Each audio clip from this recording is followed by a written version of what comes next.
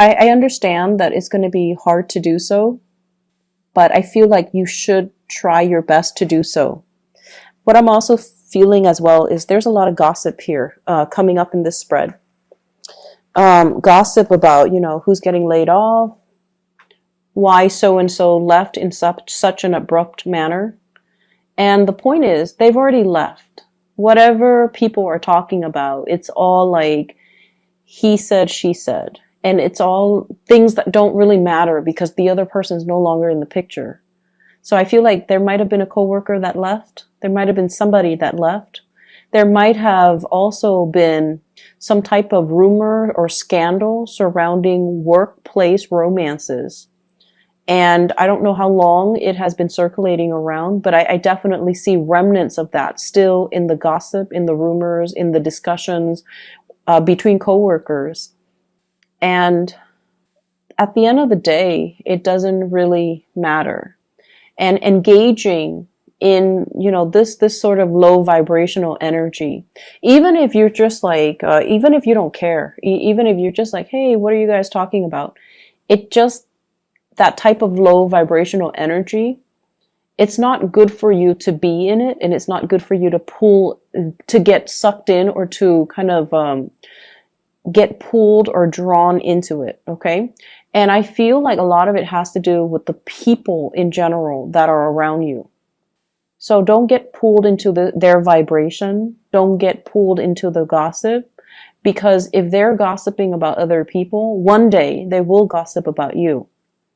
So I want you to be very cognizant of who you are choosing to talk to associate with, to confide in, and to even open up to. Okay? Be very, very careful about this energy. If you see 3-4 people huddled together in hush-hush conversation, just walk the other way. I know that curiosity, often gets the best of us. It's not worth it, okay? And don't get dragged into it. I feel like the more you can avoid it for this week, the better it's going to be for you, because I feel like people might get called out for not doing their work and constantly gossiping. So even if you've never associated with them in the past, and this week you choose to do so, you might get blamed for it as well. You might get just by association, you might get reprimanded, or you might, get like, the manager or the supervisor might also put you, like, blacklist you just because of your association. So be very, very careful who you let into your life, who you are choosing to spend your free time with, and what kind of conversations you're engaging in. So I feel like that is something that is really crucial in the work environment. Once again, I'm seeing this energy about you feeling like you have to take care of everything, you have to do everything. And I feel like in a partnership situation as well, there's somebody who's not taking initiative. They're kind of dragging their feet, and you're asking them very simple questions. Where do you want to go? What do you want to do? What do you want to cook for dinner? What do you want to eat for dinner? What restaurant do you want to go to? And they're just like, I don't know. It's up to you. And so between the two of you, there's this constant back and forth where decisions are not being made. And I almost feel like, the Pisces that I'm reading for, some of you have a lot of fire in you. You are a little bit more, you're less passive, you're more aggressive, and you get things done, and you like to have things done in a specific manner, and you like to have clear, succinct communication. And I feel like the person that you're dealing with, they're dragging their feet. I also see as well, there might be some financial fluctuations, especially if you are in a relationship. And I feel like the fluctuation has a lot to do with one person being like the sole breadwinner in the family, and then the other person might be a stay-at-home mom, stay-at-home dad, or a homemaker in general. And so there's a little bit of a dip when it comes to finances. And you're trying your best to, get the pay increase, to work really hard, and to get ahead in your work situation so you can get like a better, to alleviate the financial burden, and, to get yourself more, to build up your financial foundation. But it just feels like if you're in a relationship with another person, they're encountering blockages. They're encountering lack of opportunities. They're also encountering confidence issues that's disallowing them from going out to look for a job. Okay. So I'm seeing that with some of you with a partner where they might have, they might have, I'm seeing communication issues, and I don't know why that is. Maybe it's a linguistic barrier. So maybe they, if, for example, wherever they're living, if it's an English speaking country, English might not be their native language. And so they feel a little bit out of their element, or they feel a little bit self-conscious about the way they speak, their accents or something. And so I feel like they might not have landed many jobs because of it. And it's like hurting their self-esteem. And then they're just like, no, I don't want to go through another job interview. I don't want to get turned down. I don't want to get rejected. And so they're kind of hitting a low point. And then I also feel like for others, there might just be kind of like just blockages overall. The jobs that they want might be further away, and they might not have like a stable mode of transportation. Or I'm feeling as well, the jobs that they want, they feel like they might not have the proper degree or certificate. So I feel there's a lot of pressure on you to, it's almost like you're very much alone in everything that you're doing to uphold the relationship, uphold your work situation, and you don't blame your partner, but a big part of you feels like they need to do more. It takes a lot for a Pisces to get to this point, but I feel like you're shouldering the responsibilities. And I feel like the partner, I just feel like your partner, they're wallowing in self-pity, and they're not seeing how this situation affects you. So they're too wrapped up in their own feelings, in their own emotions, in their own struggle, that they're not seeing everything that you're doing. And if they're not really seeing what you're doing, then I feel like they're not motivated to, step up. And so I definitely feel there needs to be a discussion here.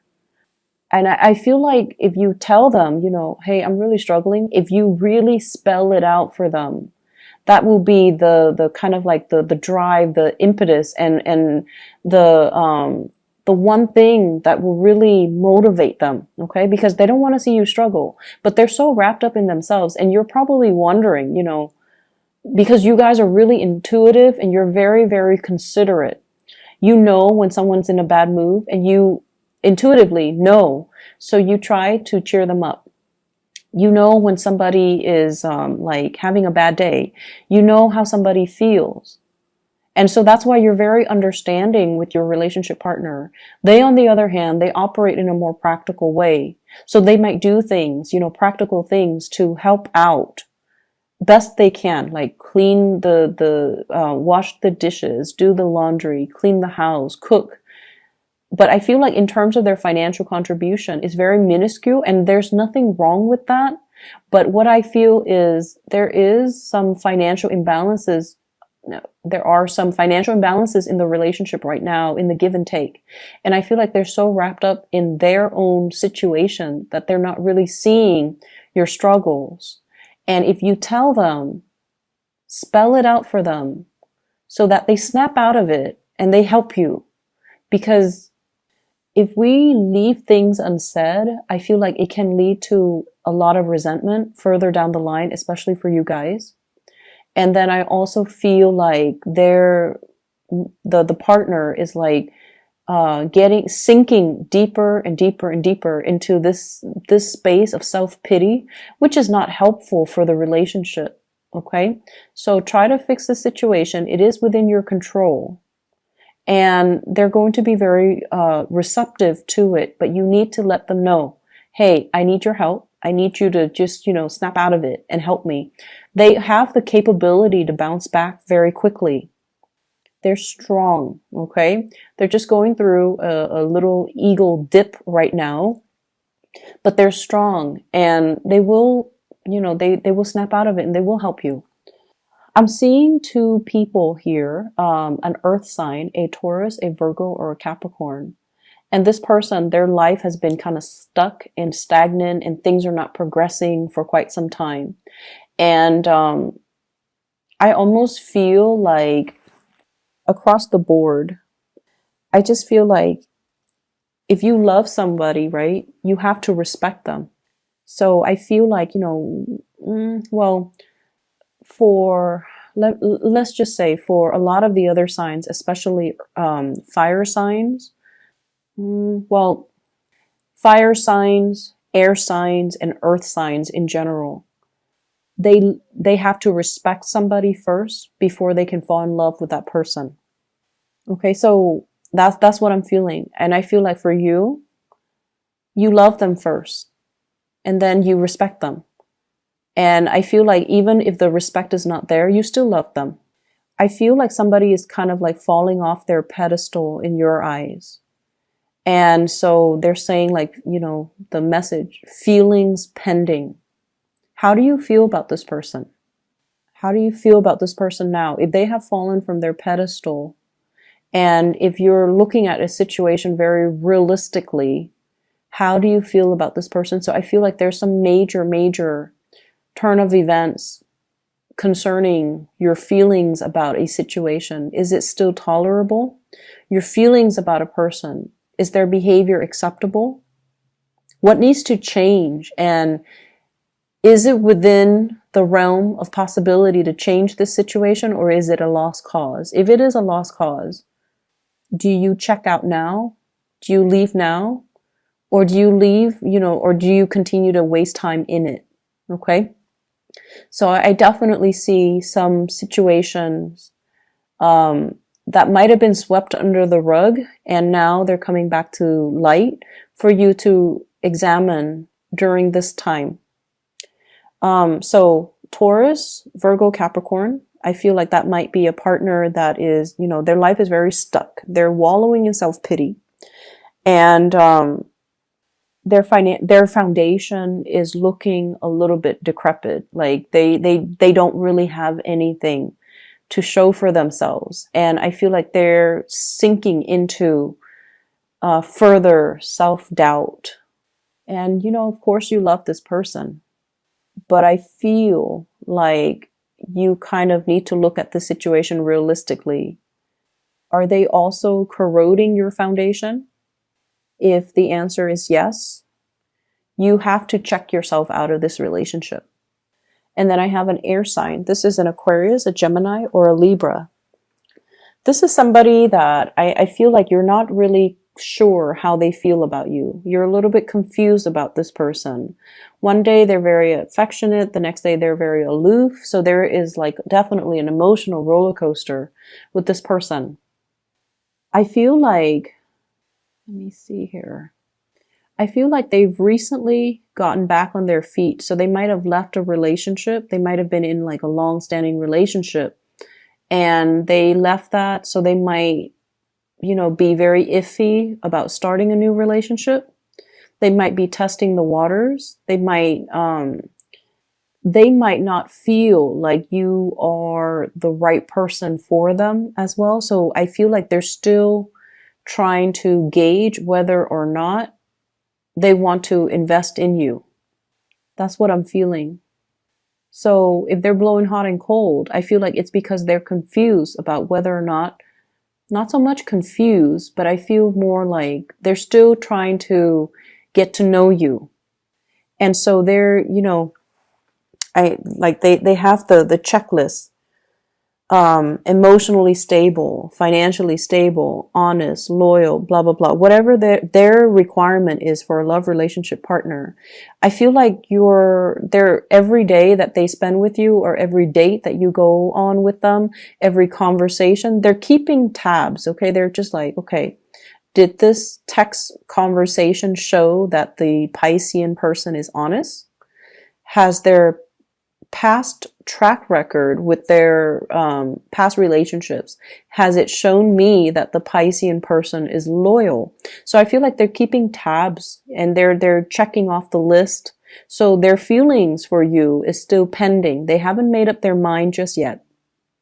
And so if you are interested in this person, I feel like you have to be very consistent. Okay? Because like when they go through that checklist, if it's somebody who's very methodical to the point where they have a checklist, they want somebody who's very reliable and very consistent. So I feel like you have to show consistency. Honestly, I feel like there's a third party situation going on. And, you know, this might not resonate with everybody. Some of you are even single. Others of you, you're in a committed relationship. And I definitely see a third party situation. It might not be, you know, like sleeping with a third party or like stepping out of the relationship. It could just be text messages, flirtation, talking to an ex, just like talking to an ex, like, you know, what you feel to be very harmless, but your partner doesn't feel that way. So the thing that I really want you to look at is, if the shoe were on the other foot, so if your partner is talking to his or her ex, how would that make you feel? So I feel like there's something coming to light. There might have been some arguments recently about this, and I feel like it's surfacing again. So it could be you talking to an ex, or talking to somebody, flirting with somebody outside the relationship, or it could be the partner talking to an ex or flirting with somebody outside of the relationship. But there is a huge presence of a third party that is creating conflict, mistrust in your existing relationship. I have here the Lovers. And with this card alone, it would have been really, really good.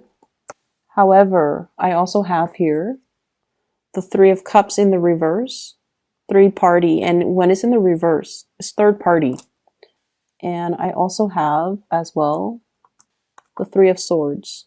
It's in the reverse position. So I feel like it might be an ex.